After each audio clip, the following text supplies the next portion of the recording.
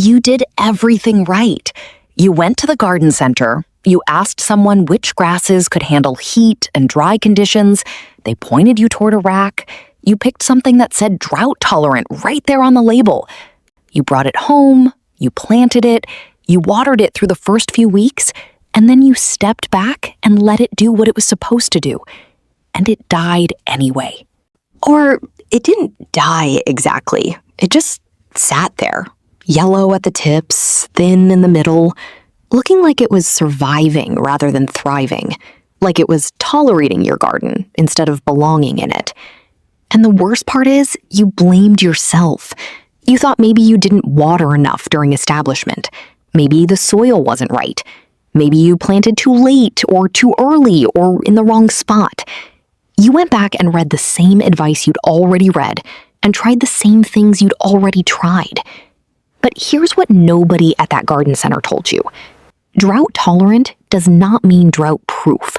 And in a mini garden, a container, a raised bed, a tiny courtyard, a balcony planting, the rules change completely.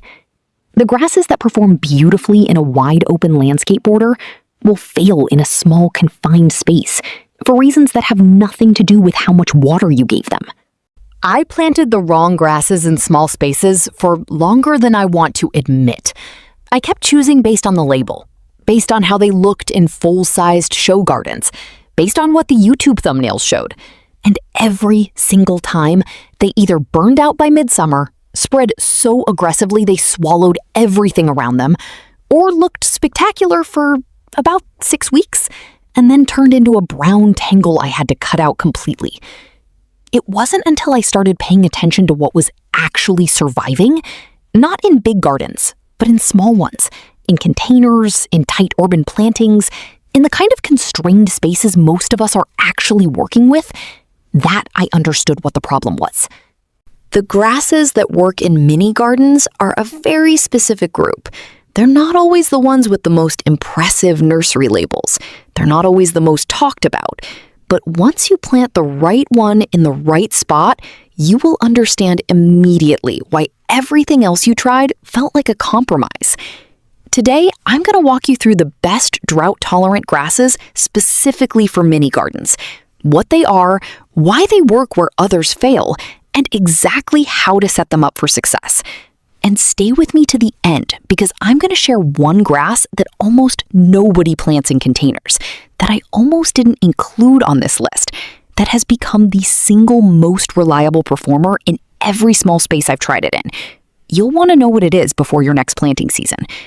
Let's get into it. Chapter 2. Why mini gardens break the rules.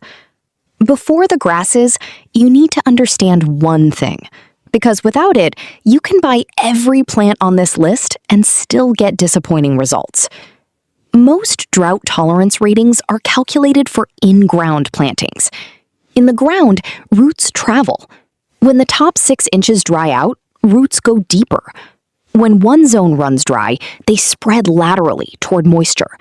The plant problem solves with its root system in ways you never see from the surface. In a mini garden, the roots hit a wall. There is nowhere to go.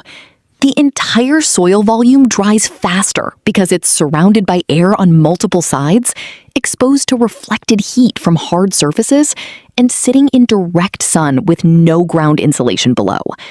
A grass rated drought-tolerant in a border bed may need water every 3 days in a container during a hot summer. That same grass in open ground goes 2 weeks without a problem. That is why people keep choosing the wrong grasses.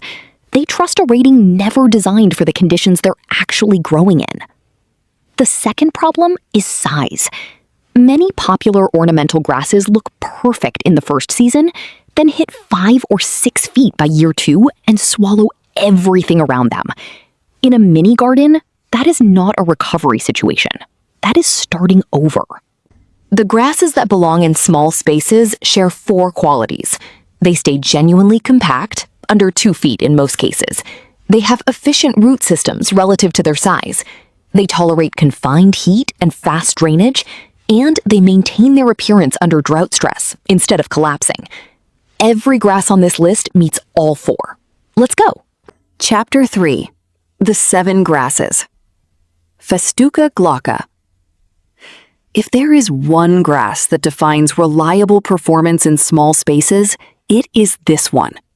Blue fescue forms tight, spiky mounds of silvery blue foliage, 8 to 12 inches tall and wide, compact enough for the smallest container, structured enough to anchor a larger mixed planting. It evolved in dry, rocky mountain terrain in Europe. Poor, fast-draining soil is not a stress condition for this plant. It is home. Put it in a container with good drainage and full sun, and you are replicating exactly what it prefers. The blue-gray tone earns its space visually against almost everything. Dark foliage, bright flowers, terracotta, stone. It is not just functional. It is genuinely beautiful. One honest note. Blue fescue is cool season. It looks its best in spring and fall and can brown in the center during intense summer heat. The fix is simple. Divide every 2 to 3 years in early spring and trim out any dead center growth after summer. New growth comes back fast. Best varieties? Elijah Blue for the most reliable color. Boulder Blue if your summers run particularly hot. Number 2. Blue oatgrass. Helictotrichon sempervirens. Think of blue oatgrass as blue fescue's bolder, more dramatic sibling. It forms clean, rounded clumps of arching blue-gray blades, 18 to 24 inches tall, with a fountain-like habit that adds genuine movement to a container planting. In summer, tall oat-like flower stems rise above the foliage and catch every breeze. The drought tolerance is real and proven in confined spaces. Same origin story as blue fescue. Dry, rocky, fast-draining terrain. Lean mix, full sun, deep but infrequent watering. That is the entire care plan.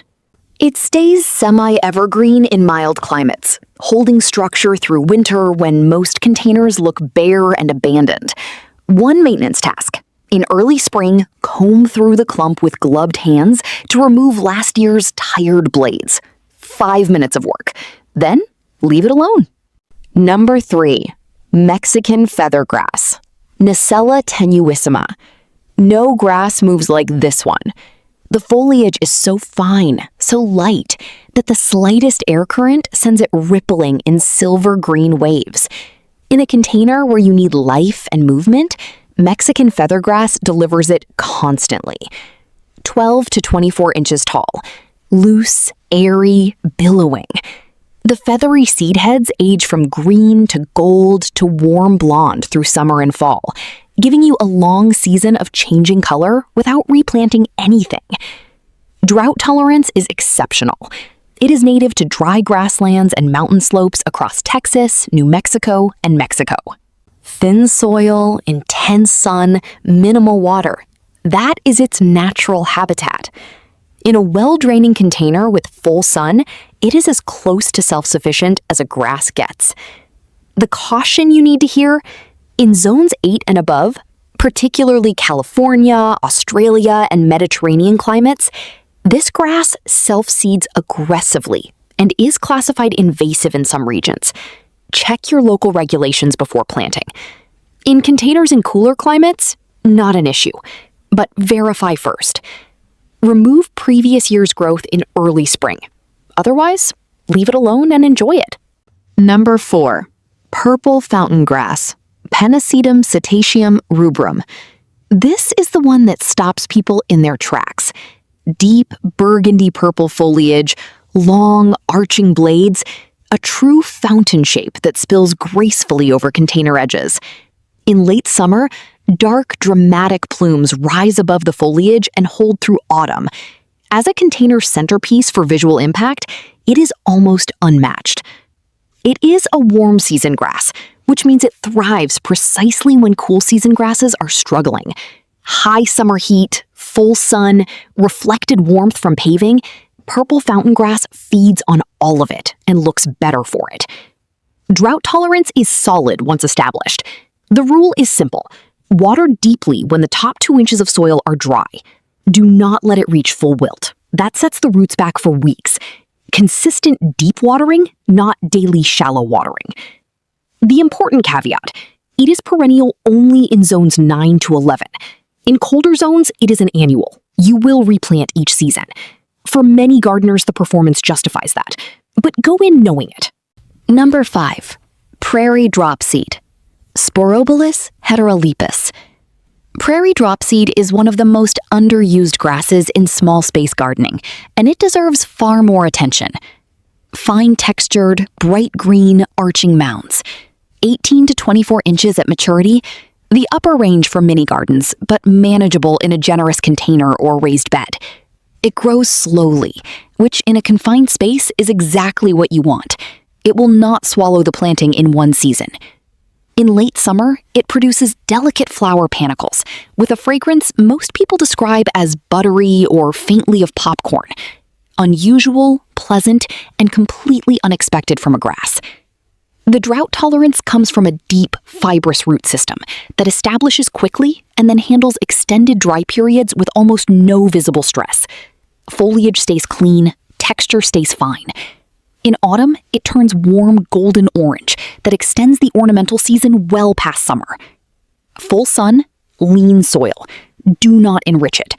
Like most native grasses, it performs better when you are not trying to help it too much. Number 6. Dwarf mondo grass. Ophiopogon japonicus nanus. Not a true grass. It is a member of the lily family, but it looks and functions like one in garden design. And its performance in small spaces is too reliable to leave off this list. Nanus stays under 4 inches tall. It forms a dense, dark green carpet of very fine foliage that spreads slowly and stays clean in any container. It is the ideal edge plant, base layer, or standalone ground cover in shallow troughs and small raised beds. Drought tolerance is excellent once established. It handles heat, shade, poor soil, and dry conditions without drama. It also handles light foot traffic, which makes it useful in small courtyard plantings where paths cross through garden beds. The growth rate is slow. In a mini garden context, that is a feature, not a limitation. It fills gradually, cleanly, and never without needing intervention.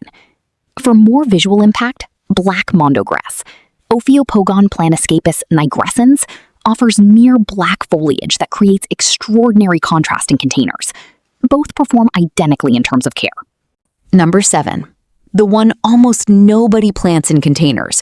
The one I almost left off this list. This is the grass I promised you at the start.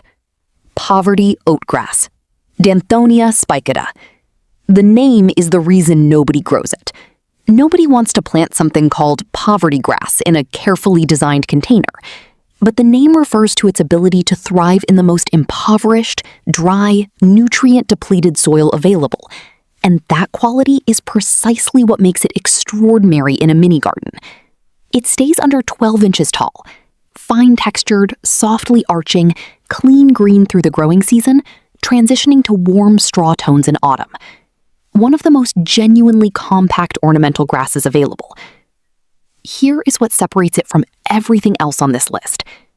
It does not merely tolerate poor, dry, fast-draining soil. It prefers it. While other grasses adapt to container conditions, this grass seeks them out. It performs better when you skip the fertilizer. It looks better when you skip the compost amendment. Benign neglect is the optimal care strategy. That is not a figure of speech. That is literally the correct approach.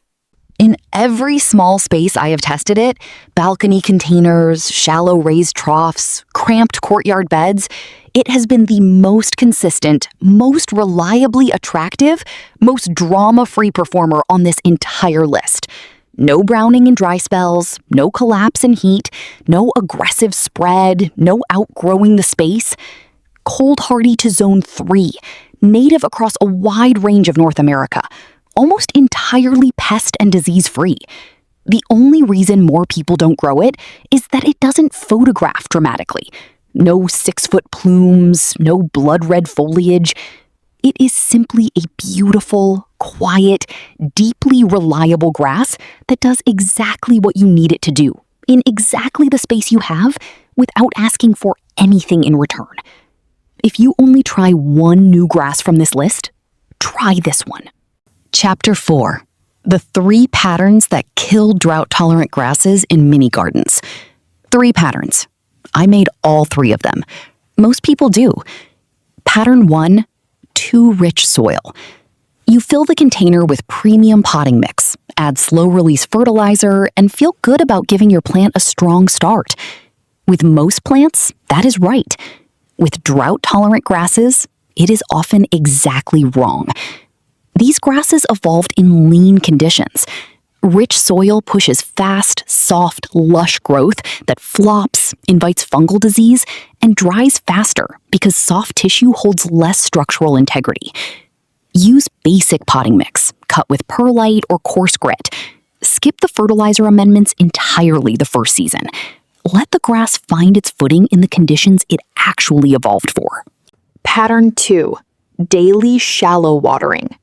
The instinct is to water every day, but daily shallow watering keeps roots clustered near the surface where they are vulnerable.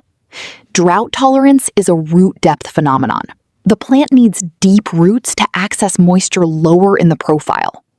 Water deeply twice a week. Let the top 2 inches of soil dry between sessions. That cycle pushes roots downward. Once roots are deep, the drought tolerance you paid for actually activates. Pattern 3, choosing based on nursery appearance rather than mature container size. A grass 6 inches tall in a 4-inch pot can reach 3 feet in one season. Compact in landscape terms is not the same as compact in a 12-inch container. Always look up mature height and spread specifically for container growing before you buy. Every grass on this list was chosen with genuine container scale in mind.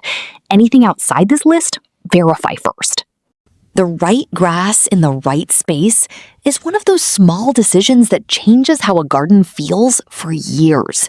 When it works, when you walk past a container and see a plant that is exactly the right scale, exactly the right texture, moving in the breeze, looking effortless through the heat, asking nothing from you, it feels like the whole garden finally clicked into place. That is what these 7 grasses can do. Not because they are exotic or complicated, because they are the right fit for the conditions you are actually growing in. If this gave you even one plant to try this season, hit the like button. Subscribe so you don't miss what's coming next. And drop a comment below. Which of these 7 are you most likely to try first?